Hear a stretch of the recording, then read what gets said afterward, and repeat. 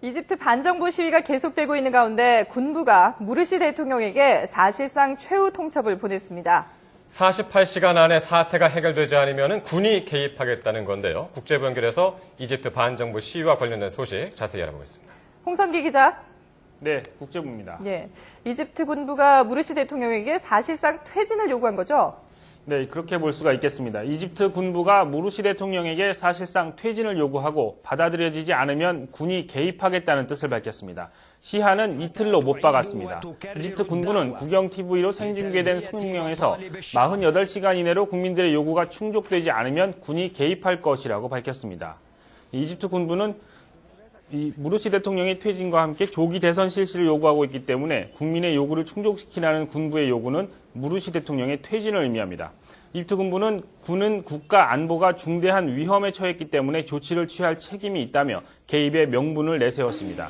이집트 군부가 반정부 시위 발생 이후 공식 입장을 밝힌 것은 이번이 처음으로 이 군부의 발표 직후 타흐리르 광장에 모인 반정부 시위대 사이에서는 환호가 터져나왔습니다.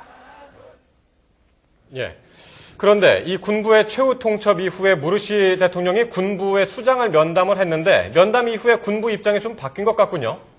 네, 이집트 군부가 무르시 대통령에게 최후 통첩을 보낸 이후 양측의 만남이 이루어졌습니다. 무르시 대통령이 군부 최고사령관인 압델 파타 LCC 국방장관과 만났는데요.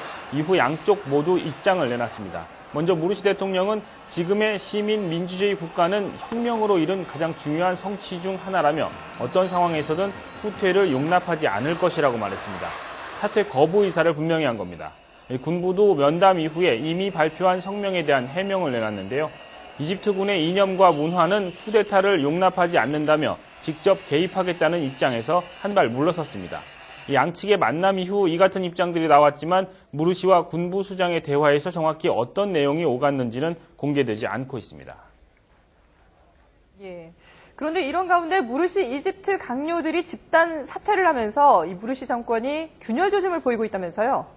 네, 이집트 강요 5명이 집단으로 사직서를 제출했습니다. 사직서를 낸 장관은 관광부 장관과 환경부 장관을 비롯해서 정보통신부 장관 등 5명입니다. 이들은 반정부 시위와 관련한 정치적 혼란에 책임을 지고 히샴 칸딜 총리에게 사직서를 냈는데요.